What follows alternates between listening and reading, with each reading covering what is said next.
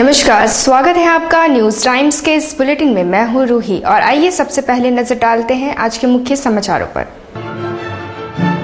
परिसदन में escort party ना पाकर बरही के विधायक उमाशंकर अकेला हत्थे से उखड़े और अधिकारियों को भला बुरा कहा।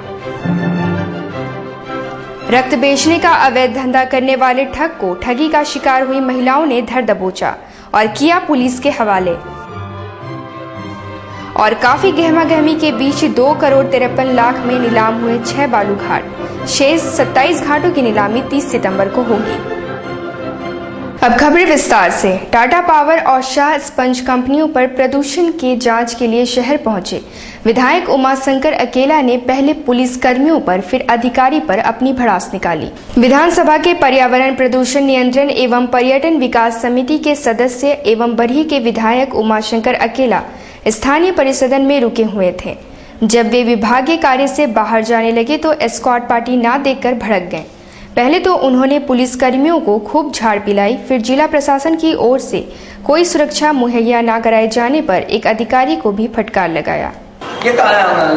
दिल्ली से मुसाफिर चले गए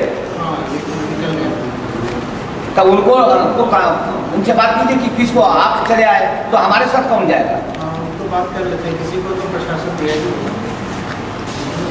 हम बताइए, आप आ गए तो उनसे बात करना चाहिए कि हमको क्या करने के लिए कहते हैं। हम खोज रहे हैं कि हमारे साथ कौन जाएगा।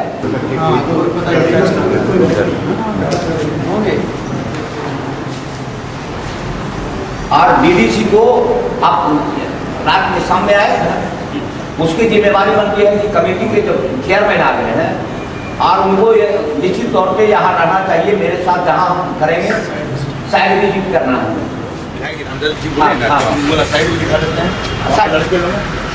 तो आप साथे रहिएगा सर, जहाँ हम साथ में चलिए। उधर से गाड़ी निकलवा।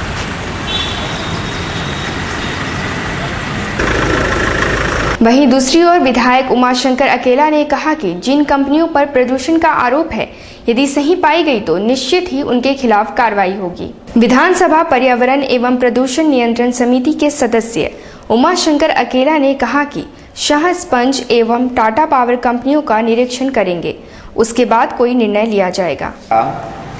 और ये है सुखराम जी सोरेन जी हमारे पास आवेदन भेजे हैं। ये प्रदूषण निगरानी समिति के हम लोग कमेटी में यहाँ विजिट करने आए हैं। तो टाटा पावर द्वारा फिलाइंस गिरा करके और उनके खेती को बर्बाद कर दिया है, जिसमें उन्होंने लिखा है कि 2 से 42, 2 से 43, 2 से 45 एवं 2 से 37, 2 से 44, 2 से 45 है और 10 से 71 रकबा 3 एकड़ तथा ये मौजा है हुरनुंग, थाना नंबर 12 से 1, खाता नंबर 1 से 18 और 1 से 19 और प्लॉट नंबर 2047, 2048 रकबा 43 डिसमिल, कुल रकबा 3 एकड़ 43 डिसमिल है। और उनके जमीन पर बिना उनके कंसेंट से पावर प्लांट टाटा पावर ने फिलाइंस गिरा करके उनके खेती को बर्बाद कर दिया है। इसलिए हम लोग वहाँ अभी जा रहे हैं उस खेत को देखने के लिए। यदि जो उनके खेत को बर्बाद किया है तो निश्चित तौर पे हम टाटा पावर पर प्रदूषण कमेटी के द्वारा मुख्यमंत्री जी को और इनके सेक्रेटरी को लिखेंगे, इन पर कार्रवाई करने के लिए हम लिखने का। अगली खबर है, जहां एमजीएम अस्पताल में खून बेचने के नाम पर लोगों के साथ ठगी करने वाले शख्स को बुधवार को महिलाओं ने पकड़कर पुलिस के हवाले कर दिया। रानीडीह से इलाज के लिए एमजीएम अस्पताल आई गौरी पात्रो नामक महिला को अपनी बहन के लिए रक्त की जरूरत थी। तभी गौतम नाथ नामक व्यक्ति वहां आया और उसने 1 बोतल खून के लिए 2500 रुपए की मांग की। गौरी पात्रो ने उसे पैसे दे दिए मगर वह फिर लौटकर नहीं आया। कुछ दिनों बाद बुधवार को गौरी फिर अस्पताल पहुंची तो उसने उस व्यक्ति को पहचान लिया और वहां मौजूद कुछ लोगों की मदद से उसे पकड़ लिया। बाद में पुलिस उसे अपने हिरासत में ले लिया। क्या हुआ था बताइए तो? क्या हुआ था? क्या बोला कि 2500 रुपया दो, ब्लड लगे। कौन बोला ये? अच्छा, एक ब्लड लगे चढ़ा दे। कितना पैसा लिया? 25 रुपया लिया, फिर भाग गया है। इसको पहचानते हैं आप लोग? कितना दिन पर? 1 सप्ताह पहले। 1 हफ्ता पर आया। और वहीं दूसरी ओर बुधवार को 6 बालू घाटों की बंदोबस्ती की गई। इस अवसर पर उपायुक्त कार्यालय में काफी गहमा गहमी रही। जिला प्रशासन द्वारा बुधवार को 6 बालू घाटों को नीलाम किया गया। सभी घाटों की बंदोबस्ती कुल 2,53,680 रुपए में हुई। इस दौरान उपायुक्त, एडीसी व खनन पदाधिकारी भी मौजूद थे। हुरलुम घाट का सरकारी मूल्य 52 लाख था, जिसकी नीलामी 1,42,00,000 में हुई। पोटका कालीकोला घाट की सरकारी बोली 6,50,000 थी, जिसे 6,85,000 में बंदोबस्त किया गया। घाटशिला बनकाटी घाट 21 लाख में, बड़ा खुलसी घाट 40 लाख में, धाल भूमगढ़ घाट 20,90,000 में एवं मूसाबनी तिरंगा घाट 11 लाख में बंदोबस्त हुए। एडीसी गणेश कुमार ने बंदोबस्ती की जानकारी दी। 40 लाख रुपए थी, उसके अगेंस्ट में 2,53,68,500 रुपये की बोली के आधार पर जो है सो राजस्व की प्राप्ति हुई है। और कितने घाटे शेष रह गए हैं? और 27 घाटे शेष रह गई है। उनकी कब होगी? उसका 30/9/13 को होगा। और पूर्व उप मुख्यमंत्री सुधीर महतो ने कहा कि झारखंड आंदोलनकारियों को हक दिलाने एवं सरकारी सुविधाएं दिलाने के प्रति वे वचनबद्ध हैं। वे बुधवार को संवाददाता सम्मेलन को संबोधित कर रहे थे। सुधीर महतो ने कहा कि झारखंड आंदोलनकारियों को उनका हक दिलवाना है। इसके लिए विभिन्न क्षेत्रों में उनके साथ बैठक कर उनकी समस्याओं को सुनी जाएगी एवं उसका निदान निकाला जाएगा। उन्होंने कहा कि चयनित आंदोलनकारियों को स्वास्थ्य, शिक्षा आदि की सुविधाएं मुहैया कराई जाएगी। सरकार के द्वारा नौकरी मुहैया करने से ये आंदोलनकारी और ये मैं क्या नाम शहीदों के आश्रितों एक मतलब ये हुआ एक नई उत्साह, नई एक ऊर्जा का उजागर हुआ है और सभी लोग आगे आ रहे हैं, आयोग के प्रति आस्था विश्वास व्यक्त कर रहे हैं और आयोग उसी दिशा में काम कर रही है। आने वाला दिन में भी ऐसे जो भी बाकी शहीद है उनके परिजनों को इस तरह सरकारी नौकरी देने के लिए प्रतिबद्ध है। बुधवार को आयोजित सीआईआई की बैठक में वित्तीय चुनौतियों पर चर्चा हुई एवं उनसे निपटने हेतु प्रयासों पर विचार मंथन किया गया। कॉन्फेडरेशन ऑफ इंडियन इंडस्ट्री अर्थात सीआईआई द्वारा बुधवार को आयोजित बैठक में बैंकिंग एवं गैर बैंकिंग संस्थानों के प्रतिनिधियों ने भाग लिया। बैठक में वित्तीय संकट से उबरने के तरीकों पर विचार मंथन हुआ। साथ ही इसमें बैंकों व गैर बैंकिंग संस्थानों की भूमिका पर भी गहन चर्चा की गई। सिडबी के महाप्रबंधक एस रामकृष्णन इस मौके पर मुख्य अतिथि के तौर पर मौजूद थे। बैठक को उनके अलावा सीआईआई राज्य स्तरीय चेयरमैन एसके बेहरा ने भी व्याख्यान दिया। ऑर्गेनाइज किया है एमएसएमई पे विल मेनली कंसर्न ऑन जो भी चैलेंजेस, फाइनेंशियल चैलेंजेस फेस करते हैं एमएसएमईज अभी के इकोनॉमिक क्राइसिस में। आज का जो प्रोग्राम है उसमें एक कॉमन प्लेटफॉर्म है बैंक्स और other non banking financial corporations like SIDBI and RBI to sit and discuss and brainstorm क्या क्या पॉसिबल मेजर्स हो सकते हैं, सॉल्यूशंस हो सकते हैं जो कि बैंक्स प्रोवाइड कर सकते हैं एमएसएमईज को। यहाँ रुकेंगे एक छोटे से ब्रेक के लिए। खबरें और भी हैं, आप बने रहिए हमारे साथ। ब्रेक के बाद खबरों में फिर से आपका स्वागत है। मैं हूं प्रियंका। लंबित वेतन के भुगतान की मांग को लेकर एमजीएम अस्पताल के कर्मचारियों ने बुधवार को प्रदर्शन किया। झारखंड राज्य चिकित्सा एवं स्वास्थ्य कर्मचारी संघ के बैनर तले प्रदर्शन कर रहे एमजीएम अस्पताल के तृतीय एवं चतुर्थ वर्गीय कर्मचारियों का कहना है कि उनका वेतन लंबित है क्योंकि अस्पताल में अधीक्षक की प्रतिनियुक्ति नहीं की गई है। उनका नेतृत्व कर रहे सिद्धेश्वर सिंह ने कहा कि वेतन लंबित रहने से कर्मचारियों को काफी परेशानी का सामना करना पड़ रहा है। कर्मचारियों का यह मांग है कि जब तक यहाँ का सुपरिटेंडेंट नियुक्ति होकर नहीं आएंगे तब तक इस तरह का कार्यक्रम चलता रहेगा, बल्कि अगर यदि होगा समय आएगा तो इसके उग्र आंदोलन भी होने की जरूरत पड़ेगा, तो करने में कर्मचारी तैयार है। अग्रसेन जयंती के अवसर पर शहर में कई कार्यक्रमों का आयोजन किया जाएगा। उक्त कार्यक्रमों की जानकारी आयोजक दीपक भालोटिया ने दी।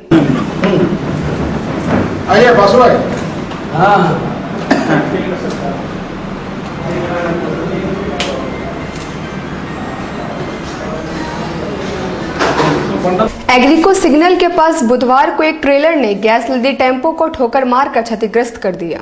बुधवार लगभग 12 बजे एग्रीको लाइट सिग्नल के सामने एक अनियंत्रित ट्रेलर ने टेम्पो को टक्कर मार दिया। टेम्पो में गैस सिलेंडर लदे थे। हालांकि जान माल की क्षति नहीं हुई, मगर सिलेंडर को देखते हुए गंभीर दुर्घटना की आशंका से इनकार नहीं किया जा सकता है।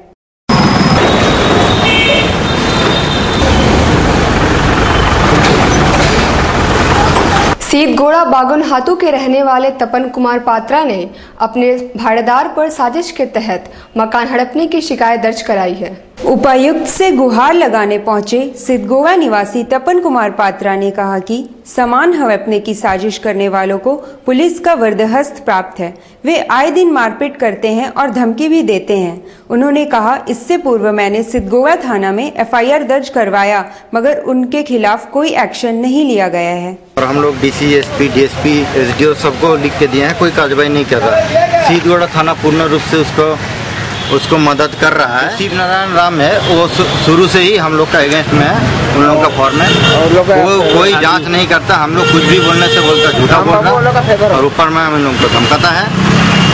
फिर कल रात को हम लोग जब उसको लिख के दिए कि सुबेरे मारपीट किया मेरा भैया के साथ और धमकी भी दिया, रात को भी आग से जला देंगे, गोली मार देंगे।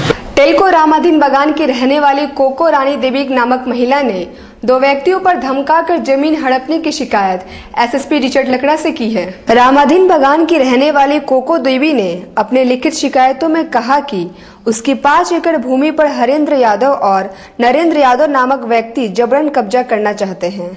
इससे पूर्व भी उन्होंने ऐसा किया था मगर अदालत द्वारा उक्त भूमि पर स्टे लगा दिया गया, मगर वे फिर से उक्त भूमि पर निर्माण कार्य करा रहे हैं जो पूरी तरह अवैध और अदालत की अवमानना भी है। पड़ता है, मेरा 5 एकड़ जमीन है और ये लीज से बाहर है। टाइटल सूट केस पेंडिंग है मेरा, तो पहले रसीद कटा था, आजकल रसीद बंद हुआ, उसके टाइटल सूट केस पेंडिंग है और हाई कोर्ट से स्टे है। उसके बाद भी हरेंद्र यादव, लालचंद सिंह, नन्हे पांडे, अर्जुन सिंह, रामाश्रय सिंह मिलके उस जमीन को घर बना रहे हैं और उसको हम लोग टेलको थाना में लिखित कंप्लेन दिए। 3-4 कंप्लेन टेलको थाना में दे चुके लेकिन कोई सुनवाई नहीं है। उसके बाद हम डीसी साहब के पास भी लिखित कंप्लेन दिए, वहाँ भी कोई सुनवाई नहीं हुआ। डीएसपी साहब से आके मिले थे, वो फोन से बोले तो काम रुका था एक दिन। उसके बाद जो भी आज एसएसपी साहब से आकर के मिले, इससे पहले भी एसएसपी साहब को हम 5 लेटर दे चुके हैं लेकिन कोई सुनवाई नहीं हो पा रहा है। कदमा बाल गणपति विलास गणेश पूजा का बुधवार को समापन हुआ और अगले बरस तो जल्दी आ के उद्घोष के साथ गणपति की प्रतिमा विसर्जन कर दी गई। कदमा बाल गणपति विलास द्वारा आयोजित गणेश उत्सव का 18 दिवसीय मेला भी समाप्त हुआ। बुधवार को गणपति प्रतिमा का विसर्जन कर दिया गया। मेले में टाटा स्टील TSIF की तरफ से एड्स जागरूकता हेतु नुक्कड़ नाटक का आयोजन भी किया गया। टीवी तुम्हें पता है अभी हम लोग ना इन इंसानों के शरीर में नहीं प्रवेश कर पा रहे हैं, तो क्या करते हैं वो HIV जब से आया है ना तो हम लोग जीने नहीं सक रहे हैं। क्या कर रहे बताओ ना, कुछ बताओ यार। चलो पहले हम लोग प्रवेश करके देखते हैं। चलो व्हाइट सेल्ट प्लेट कहाँ पे है?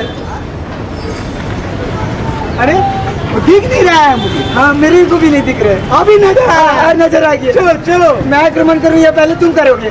गौरीमुखी नामक महिला ने 5 व्यक्तियों पर मारपीट करने व जान से मारने की धमकी देने का आरोप लगाते हुए वरीय आरक्षी अधीक्षक से प्राण रक्षा की गुहार लगाई है।